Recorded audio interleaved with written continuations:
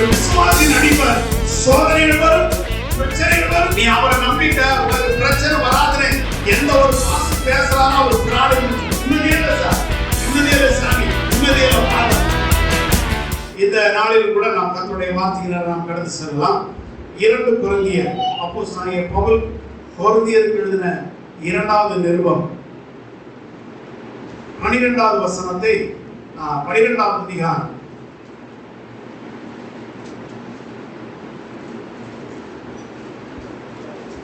எடுத்துக்கிட்டீங்களா? 12வது அதிகாரம் 1வது வசனத்திலிருந்து 9வது வசனம் வரைக்கும் யாராவது அப்படி. இது பரிசுத்தவான்களுக்கு எழுதப்படுகிற ஒரு வார்த்தை. Praise the lord. ஹல்லேலூயா. இது பரிசுத்தவான்களுக்கு, தேவனுடைய பிள்ளைகளுக்கு அல்ல, ஒரு கிறிஸ்தவர்களுக்கு எழுதப்படுகிற வார்த்தை அல்ல, ஒரு பட்டணத்துக்கு ஒரு தேசத்துக்கு எழுதப்படுகிற வார்த்தை அல்ல. ஆகாய நாடெங்கும் உள்ள பரிசுத்தவான்களுக்கும் அவனுடைய உத்தம குமாரனாகிய தீமோத்தேயுவுக்கும் ஒரு சபைக்கும் அப்போஸ்தலனாகிய பவுலின் மூலமாக பரிசுத்த ஆவியானவர் தெளிவாக சொல்லி எழுதப்படுகிற மேலான ஒரு வார்த்தை. ஆமென் சொல்லலாமா? ஹல்லேலூயா. பரிசுத்தவான்களுக்கு எழுதப்படுகிற வார்த்தை. அப்ப பரிசுத்தவான்களுக்கு எழுதப்படுகிற வார்த்தை ஒரு பரிசுத்தவானா இருக்கிறவனை நாளுக்கு நாள் வார்த்தைகள் பரிசுத்தப்படுத்துகிறதா இருக்கிறது. நாளுக்கு நாள் அவர்களை பரிபூரணப்படுத்துகிறது. நாளுக்கு நாள் அவர்களை மேலே கொண்டு செல்லக்கூடியதான ஒரு உச்சத்துக்கு கொண்டு செல்லப்படுவதான மேலான ஒரு வார்த்தைகளாக அது காணப்படுகிறது. உலகத்தை விட்டு நம்மை பிரிக்கிற வார்த்தைகளாய் காணப்படுகிறது. இனம், ஜனம், பந்துக்கள், உறவுகளை விட்டு, இந்த மாம்சீகத்தை விட்டு நம்மை பிரிக்கிற வார்த்தைகளாய் காணப்படுகிறது. பரிசுத்தவான்களுக்கு சொல்லப்படுகிற வார்த்தை, பரிசுத்தவான்களுக்கு எழுதப்படுகிற வார்த்தை, பரிசுத்தவான்கள் ஏற்றுக்கொள்கிற வார்த்தை உறவுகளை மேம்படுத்தாது, சொந்தங்களை மேம்படுத்தாது, உலகத்தை மேம்படுத்தாது, பரிசுத்தவான்களை நாளுக்கு நாள் மேம்படுத்துகிற காரியமாய் காணப்படுகிறது. ஹல்லேலூயா. அப்ப இந்த பரிசுத்தவான்களுக்கு எழுதப்படுகிறதாவது என்று சொல்லுகிற இந்த பவுல் இந்த 12வது அதிகாரத்துல அவன் தன்னை குறித்து சொல்லப்படுகிற ஒரு மேலான வார்த்தையை குறித்து நாம் பார்க்கிறோம். மேன்மை பாராட்டுகிறது எனக்கு தகுதி அல்லவே, ஆகிலும் கர்த்தர் அருளிய தரிசனங்களையும் வெளிப்படுத்தல்களையும் நான் செய்கிறேன் சொல்லுகிறேன். தேவன் வெளிப்படுத்துகிறார், தேவன் தரிசனம் கொடுக்கிறார். இந்த வார்த்தைகளை தான் சொல்ல வேண்டும் என்று பரிசுத்த ஆவியானவர் இந்த கடைசி நாட்களில் என்னிடத்திலும் எதிர்பார்க்கிறார், உங்களிடத்திலும் எதிர்பார்க்கிறார், சகல பரிசுத்தவான்களிடத்திலும் எதிர்பார்க்கிறார். ஆமென் சொல்லுங்க. அல்லேலூயா, அல்லேலூயா. தேவன் எதிர்பார்க்கிறதெல்லாம் கீழானவர்களை எதிர்பார்க்கிறவர் அல்ல. தேவன் எதிர்பார்க்கிறவர்கள் எல்லாம் பரிசுத்தவான்களிடத்தில் எதிர்பார்க்கிற வார்த்தைகள் மேலான காரியங்கள். பரிசுத்தவான்களிடத்தில் எதிர்பார்க்கிறவைகள் உயர்ந்தவர்களை கர்த்தர் எதிர்பார்க்கிறார். ஆகினாலே இங்கே ஆவியானவர் பவுலின் மூலமாய் சொல்லப்படுகிறது, மேன்மை பாராட்டுகிறது எனக்கு தகுதி இல்லை. என்ன சொல்லிக்கிட்டு இருக்கிறாரு? இந்த 11வது அதிகாரத்தில் நீங்க வாசிங்க, 21வது வசனத்தில் வாசிக்கலாம். அவனுடைய வாழ்க்கை பரிசுத்தவான்களுக்கு ஏற்படுகிற சோதனைகள், பரிசுத்தவான்களுக்கு காணப்படுகிற போராட்டங்கள், பரிசுத்தவான்களுக்கு வருவதான வேதனைகள், மாயமான காரியத்தை செய்கிறவர்களுக்கு ஒரு பிரச்சனை வராது. மாயமான காரியங்கள் ஒரு நடிக்கிறான்னு வச்சுங்க, ஒரு பாஸ்டர் நடிப்பாரு, ஒரு விசுவாசி நடிப்பாரு, உலகத்துல நடிகர் நடிக்கிறான், உலகத்துல பல மக்கள் நடிக்கிறாங்க. நடிக்கிறவர்களுக்கு ஒரு பிரச்சனை வராது. ஆனா இப்படியாக கிறிஸ்துவுக்காக பாடுகளையும் கஷ்டங்களையும் வேதனைகளையும் ஏற்றுக்கொண்டு கிறிஸ்துவுக்காக இதை செய்ய வேண்டும் என்று பாடுபடுகிற பிரயாசப்படுகிற அப்படிப்பட்ட பரிசுத்தவான்களுக்கு தான் சோதனைகள் வரும், பிரச்சனைகள் வரும், கஷ்டங்கள் வரும், வேதனைகள் வரும். இதை தாங்குவதற்கு தான் ஆண்டவர் சொல்லுகிறார், என் கிருபை உனக்கு போதும் என்று சொல்லி இருக்கிறார். அல்லேலூயா. நான் சொல்லுகிறான், நான் இத்தனை முறை நான் அடிபட்டேன், காவலில் இருந்தேன், ஒரு முறை கற்களால் என்னை எரிந்தார்கள், கப்பல் சேதத்திலே இரவு பகலாய் காணப்பட்டேன், விலாறுகளால் என்னை அடித்தார்கள், நான் அடிக்கப்பட்டவன், ஆண்டவருக்காக வேதனைப்படுத்தப்பட்டவன். ஆனாலும் அவன் அதை குறித்து மேன்மை பாராட்டுவதற்கு ஒன்றுமே இல்லை. ஒன்றுமே இல்லை. நீ அடி வாங்குறது யார்? உலகத்துக்காகவா? ஏதோ ஒரு மனிதனுக்காகவா? தேவனுக்காக நீ நிந்தனையை சுமக்கிறாய். கிறிஸ்துவுக்காக நீ வேதனை சுமக்கிறாய். உன்னை படைத்த, உன்னை உருவாக்கின, காலங்கள் வரும் பொழுது ரட்சித்து தேவனுடைய பிள்ளையாய் மாற்றி உன்னை அழகான சுதந்திரவாளியாய் மாற்றின இந்த இயேசுவுக்காக வருகிறதான கஷ்டங்களை நான் சந்தோஷமாய் ஏற்றுக்கொள்கிறேன். அல்லேலூயா. 9வது வசனத்தினுடைய கடைசியில் சொன்னார் பாருங்க, நான் சந்தோஷமாய் மேற்கொள்கிறேன்.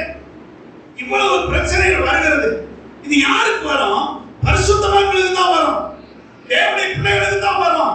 அவரையே நம்பி அவருக்காக நிற்கிறவர்களுக்கு தான் பிரச்சனைகள் வரும். நீ அவரை நம்பிட்ட, உனக்கு பிரச்சனை வராதுன்னு எந்த ஒரு பாஸ்டர் பேசுறானோ அவர் ஃப்ராட் நினைச்சுக்கோ. அவன் போய் சொல்றான், அவன் ஏமாத்துறான், உன்னை பணத்தை கொடுக்கறது சொல்றான். உனக்கு கஷ்டம் வராது, இந்த அக்கௌண்ட்டுக்கு பணத்தை போட்டு விடு இப்படி சொல்றவன் போய் சொல்றான். ஐயா, பிரதர் அண்ட் சிஸ்டர், தேவனை ஆராதிக்கிற உத்தமமான கூட்டங்களுக்கு, உத்தமமான சபைகளுக்கு, உண்மையான சபைகளுக்கு, தேவன் பக்கமாய் நின்று உண்மையா இருக்கிற குடும்பங்களுக்கு, பரிசுத்தவான்களுக்கு கஷ்டங்கள், வேதனைகள், படுக்கை காரியங்கள், இப்படிப்பட்ட காரியங்கள் வரும். எனக்கு அன்பான தேவனுடைய பிள்ளைகளே, நம்மிடத்தில் மேன்மை பாராட்டுவதற்கு ஒன்றுமே கிடையாது. என்னிடத்தில் மேன்மை பாராட்ட ஒன்றுமில்லை. எல்லாம் வெறுமை, வெறுமை, வெறுமை. ஆனால் பரிசுத்தவான்களுக்கு வெறுமை என்பதே கிடையவே கிடையாதுங்க. அல்லேலூயா. பரிசுத்த குடும்பத்திற்கு வெறுமை என்பது இல்லை. பரிசுத்த கூடாரத்திற்கு வெறுமை என்பது இல்லை. அங்கே தேவன் தம்முடைய பரிசுத்தத்தை வைத்து தேவனுடைய பிள்ளைகளை தம்முடைய கிருபையினாலே பலப்படுத்தி தாங்கி நடத்தி ஏந்தி சுமந்து எல்லாவற்றையும் தப்புவித்து கர்த்தர் தம்முடைய ராஜ்யத்தின் சுதந்திரவாளியாக மாற்றுவதிலே அவர் வல்லவராய் இருக்கிறார். அப்படியா ஆண்டவர் நம்ம கொடுத்த பரிசுத்தத்தை நாம் காத்துக்கொள்ள வேண்டும். இது பரிசுத்தவான்களுக்கு எழுதப்படுகிற வார்த்தை. இதே ஒண்ணா 1 கொரிந்தியர் 1வது அதிகாரம் 1வது வசனத்தை வாசிங்க சீக்கிரம். முக்கியமானதுல குறிப்பிடுறாரு பாருங்க, பரிசுத்தவான்களுக்கு எழுதுகிறதாவது.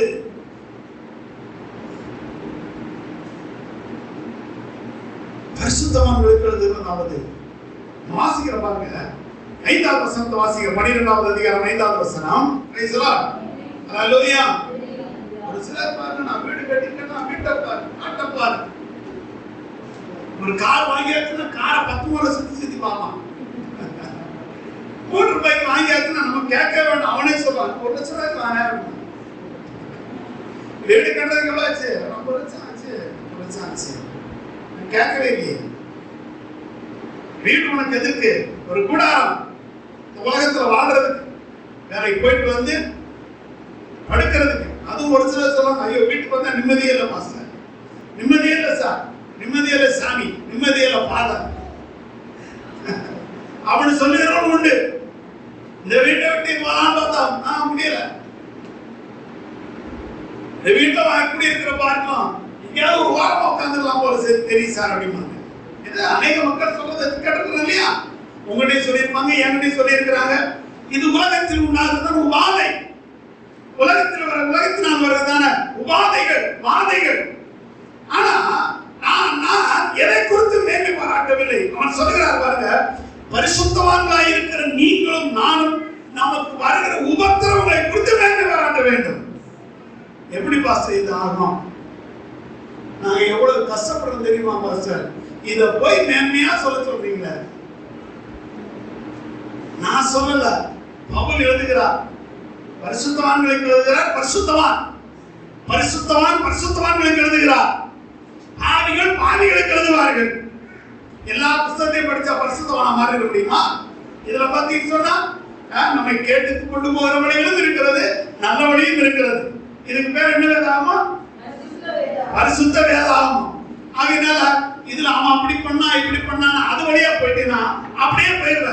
இதை விட்டு நீ வெளியே வந்துட்டு இதை பின்பற்ற அப்படின்னு சொல்லும் போது, இதை பின்பற்றும் பொழுது பரிசுத்த பாதையை கர்த்தர் காட்டுவார், நல்ல வழிகளை ஆண்டவர் காட்டுவார். நீங்க 1வது சங்கீதம் 1வது வசனத்தை வாசிக்கிறா, துன்மார்க்கருடைய ஆலோசனையில்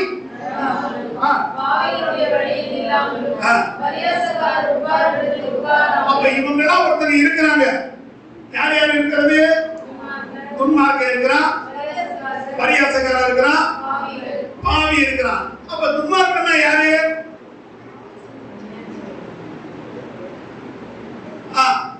பாவினா யாரு? பரியாசக்காரனா யாரு? உங்களுக்கே தெரியும், சொல்ல வேண்டாம். இப்ப 3 பேர் இருக்கிற இடத்துல நீ என்ன செய்யக்கூடாது? இருக்கக்கூடாது. ஆனா அதை கீழே சொல்றாரு பாருங்க, கர்த்தருடைய வேதத்தில் பிரியமாயிருந்து இரவும் பகலும் வேதத்தை தியானிக்கிற மனுஷன் பாக்கியவான். அங்க போகாத, நிக்காத, செய்யாதன்னு சொல்லிட்டு கீழே சொல்றாரு. இதையெல்லாம் செஞ்சா நீ யாரு? நீ யாரு? சொல்லுங்க சத்தமா. ஹalleluya, ஹalleluya. இந்த 3வது வசனத்துடைய கடைசி வார்த்தையை வாசிக்க பார்க்கலாம். 1வது செய்தியில 3வது வசனத்துடைய கடைசி வார்த்தையை, அவன் இலை முதிராதிருக்கிற மரத்தை போல இருப்பான், அவன் செய்யறதெல்லாம் என்ன செய்யுமா? கரங்களை தட்டி கர்த்தரை மகிமைப்படுத்துவாங்க. ஹalleluya. அப்ப பரிசுத்தவான்கள் பின்பற்றக்கூடிய காரியங்கள் அநேகம் இருக்கிறது. பரிசுத்தவான்கள் தாங்கிக் கொள்ளக்கூடிய காரியங்கள் அநேகம் இருக்கிறது. பரிசுத்தவான்களுக்கு வருகிறதான மோசங்கள், பரிசுத்தவான்களுக்கு வருகிறதான சதிகள், பரிசுத்தவான்களுக்கு விரோதமாய் வருகிறதான போராட்டங்கள், பரிசுத்தவான்களுக்கு விரோதமாய் வருகிற பலவீனங்கள், பரிசுத்தவான்களுக்கு விரோதமாய் வருகிற வியாதிகள், இதையெல்லாம் குறித்து நான் மேன்மை பாராட்டுகிறேன். ஏன் மேன்மை பாராட்டுகிறேன் தெரியுமா? ஆனால் ஒரு பக்கம் என்னால் தாங்க முடியவில்லை. ஆனால் ஒரு பக்கம் பிரச்சனைகள், நான் சரீரத்தில் இருக்கிறேன், மாம்ச சரீரத்தில் இருக்கிறேன், நான் மாம்சீகம் உள்ளவன், நான் பலவீனம் உள்ளவன், எனக்கு எல்லாம் உண்டு. ஆனால் மேன்மை பாராட்ட முடியாதான். ஆனாலும் அதற்குள்ளும் இவைகளை குறித்து மேன்மை பாராட்டுவதற்கு என் தேவனாகிய கர்த்தர் அவருடைய கிருபையை கர்த்தர் கொடுத்திருக்கிறார். அவருடைய கிருபை, தேவனுடைய கிருபை, தேவனுடைய பலன் உனக்குள் இருக்கும் பொழுது, அவருடைய கிருபை உனக்குள் இருக்கும் பொழுது, அவருடைய ஆசீர்வாதங்கள் உனக்கு இருக்கும் பொழுது, இந்த பலவீனங்கள் ஒரு பெரிய காரியமே கிடையாதுங்க. ஹalleluya. ஆமா, பலவீனம் பெரிய விஷயமே கிடையாது.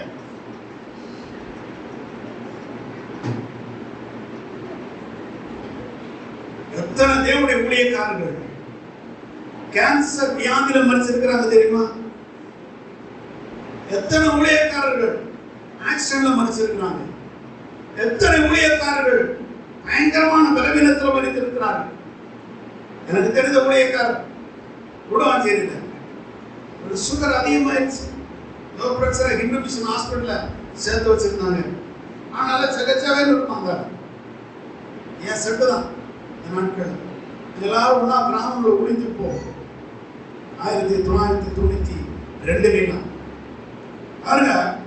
ஒரு இறந்துட்டாருன்னு சொன்ன உடனே ரொம்ப வேதனைப்பட்டேன்.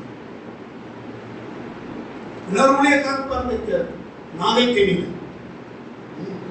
கோமேட்ட பக்கத்து நாகைக்கேணி, நான் ஒன்னா ஊழியம் செஞ்சேன். ஒன்னா திடீர்னு ஹார்ட் அட்டாக் வந்து, நல்ல அருமையான சகோதரன் சிரிச்சிட்டே இருப்பாரு. இந்த நேரம் பார்த்தா நான் திட்டுவேன், ஐயா ரசிகையா என்ன திட்டுறீங்க, சிரிச்சிட்டே கேட்பாரு. பாருங்க, சின்ன வயசுலேயே நாங்கள் அப்படியே பழகிட்டு வந்தவங்க. திடீர்னு ஹார்ட் அட்டாக். அவங்க மகளுக்கு நிச்சயார்த்தம் பண்ணிட்டாங்க. நிச்சயார்த்தம் பண்ணிட்டு முடிச்சுட்டு வீட்டுக்கு வந்தோம்னா ஹார்ட் அட்டாக் வந்து சேர்ந்து. ஹலோ, மனிதனுடைய வாழ்க்கை இன்னைக்கு நாளுக்கு நாள் மாறிக்கொண்டு இருக்கிறது. என் மகன் நான் சொல்லிட்டு இருந்தான், நேற்று இருந்த போன வாரம் இதை பார்த்தோம், நீங்க வேற மாதிரி இருக்குது, நேற்று பார்த்தோம் இது வேற மாதிரி இருக்குது, நேற்று பார்த்தோம் மாறி இன்னைக்கு இருக்குது, நாளைக்கு இல்ல. காலம் மாறிக்கொண்டு இருக்கிறது. பரிசுத்தவான்களுக்கு என்று கொடுக்கப்பட்டதான அந்த பரிசுத்தத்தை காத்துக்கொள்ள வேண்டும் என்று தேவன் உங்களிலே மிகவும் விருப்பம் கொண்டவராக இருக்கிறார். பலவீனங்கள் வரும்பொழுது தேவனை தூஷித்து விடக்கூடாது. பிரச்சனைகள் வரும்பொழுது தேவனை தூஷித்து விடக்கூடாது. யோபுடைய மனைவி சொன்னாள் அல்லவா, நீ தேவனை தூஷித்து உன் ஜீவனை விடுன்னு சொன்னான். அப்ப யோபு சொல்லுகிறார், தேவனிடத்தில் நன்மை பெற்று நாம் தீமையா அனுபவிக்க வேண்டாமோ? இதெல்லாம் ஒரு பரிசுத்தவான் சொல்லுகிற வார்த்தை, இதெல்லாம் ஒரு பரிசுத்தவான்கள் சொல்லுகிற வார்த்தை, இதெல்லாம் தேவனிடத்திலிருந்து நீதியை நன்மையை பெற்றுக்கொண்ட ஒரு மனிதன் சொல்லுகிற வார்த்தை. நமக்கு ஒரு வேதனை வந்துவிட்டால் சோதனை வந்துவிட்டால், நஷ்டங்கள் வந்துவிட்டால், கஷ்டங்கள் வந்துவிட்டால் சொல்லுகிறோமே, எவ்வளவு அலைமோதுகிறோம், எவ்வளவு அடித்துக் கொள்ளுகிறோம், எவ்வளவு நம்மை நாமே அடித்துக் கொள்ளுகிறோம். ஓ, எவ்வளவு நான் ஜெபம் பண்றேன் பாஸ்டர், எவ்வளவு நான் வேதத்தை வாசிக்கிறேன், எத்தனையோ நான் உபவாசம் இருந்து ஜெபிக்கிறேன். ஆனாலும்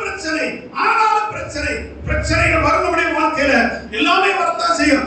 அதை தாண்டி போகிறவர் தான் பரிசுத்தவான்களுடைய கூட்டம். ஹல்லேலூயா. ஒரு பிரச்சனை வருதுன்னு நம்ம என்ன ஊரை விட்டு ஓடிட முடியுமா?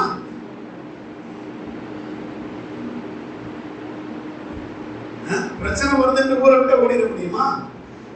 வீட்டை விட்டு தான் ஓடிட முடியுமா? இந்த கடலுக்கு போனாக்க அந்த கடலை மோசமா இருக்கும். இங்க பார்த்தா ஒரு பெரிய சுறா மீன் தான் இருக்கும். அந்த மீன் அந்த கடலுக்கு போனோம்னு சொன்னாக்க அங்க பெரிய திமிங்கலமே இருக்கும். இல்ல, ஒரு சிலர் ஆஸ்பத்திரி இந்த ஆஸ்பத்திரி விட்டு அந்த ஆஸ்பத்திரி, இந்த ஆஸ்பத்திரி விட்டு அந்த ஆஸ்பத்திரி. எங்க வீட்டை மருத்துவம் ஸ்கேன் பண்ணி எல்லாம் முடிச்சிட்டோம். ஒரு டாக்டர் போய் கன்சல்ட் பண்ணலான்னு பார்த்தா அவர் சொல்றாரு 350 ரூபாய் ஃபீஸ் வாங்கி சொல்றாரு. நீங்க ஒரு சிடி ஸ்கேன் போட்டு, நாங்க ஏற்கனவே ஆல்ரெடி எல்லாம் போட்டாச்சு. ஆனால் அவர் சொல்றாரு, நான் போட்டு வந்திருக்கேன், நானும் ஒரு தடவை செக் பண்றேன். ஏப்பா இது எதுக்கு பணத்தை சார், அதுக்கு ஒரு 1500 ரூபாய். முதல் வழியிலே நம்ம போயிட்டு எல்லா காரியத்தையும் முடிச்சுட்டு வரலான்ட்டு அப்படியே போயிருந்தேன். இன்னைக்கு இப்படிதான் நடக்குது. இங்க போனா அங்க போகுமா, அங்க போனா அங்க சரியாகுமா, அங்க போனா அங்க சரி, எங்கேயும் போனா எங்கேயும் சரியாகாது. தேவ சமூகத்துல தேவனுக்கு பிரியமான பாத்திரமா இருக்கிற உனக்கு வருகிற பலவீனங்களை குறித்து நீ மேன்மை பாராட்டும் பொழுது ஆண்டவர் சொல்லுவா, இந்த பலவீனங்களை குறித்து நீ மேன்மை பாராட்டி என்னை விடாமல் பின்பற்றுகிறாய் அல்லவா, ஆகையினாலே உன் பலவீனத்திலே என் பலன் பூரணமாய் விளங்கும். ஹல்லேலூயா, ஹல்லேலூயா, ஹல்லேலூயா, ஹல்லேலூயா. அதற்கு அவர் என் கிருபை உனக்கு போதும். அதற்கு அவர் சொல்லுகிறான், பிரச்சனையெல்லாம் சொல்றான், முழங்கால் படிட்டு பிரச்சனைகளை சொல்றான், முழங்கால் படிட்டு அழுகிறான், முழங்கால் படிட்டு ஆண்டவர் சமூகத்துல போராடுகிறான். ஆண்டவரே, ஆண்டவரே, என்னை இப்படியெல்லாம் நீ தொட்டினே, இவ்வளவுலாம் சேதங்களை நான் பார்த்தேனே, ஆனாலும் எனக்கு ஏன் இப்படிப்பட்ட ஒரு சாத்தானுடைய தூதன், சாத்தானுடைய முள்ளு, இந்த முள்ளு குத்துவதை என்னால தாங்க முடியல ஆண்டவரே. உண்மைதான், நம்மளால தாங்க முடியாதுதான். டெய்லி குத்துது, என்ன செய்ய முடியும்? டெய்லி குத்துது. நான் கூட ஆண்டவரை கேட்பேன், ஆண்டவரே எல்லாமே கொடுத்திருக்கிறேன், ஒரு பக்கம் முள்ளு இருக்குது ஆண்டவரே, அந்த முள்ளை நீர் முடிக்க போனோம், அப்பதான் வரும் என் கிருபை உனக்கு போதும் வரும். ஹல்லேலூயா, ஹல்லேலூயா, ஹல்லேலூயா, ஹல்லேலூயா, ஹல்லேலூயா, ஹல்லேலூயா. எனக்கு அன்பான தேவனுடைய பிள்ளைகளே, உங்களுடைய வாழ்க்கையில ஒரு முள் குத்திக்கிட்டே இருக்குது, கவலைப்படாதீங்க. ஒரு பிரச்சனை வந்துகிட்டே இருக்குது, கவலைப்படாதீங்க. பலவீனங்கள் உங்களை ஆட்கொண்டே இருக்கிறது, கவலைப்படாதீங்க. அதிலே என் தேவனுடைய கிருபை பூரணமாய் விளங்கிக் கொண்டிருக்கிறது.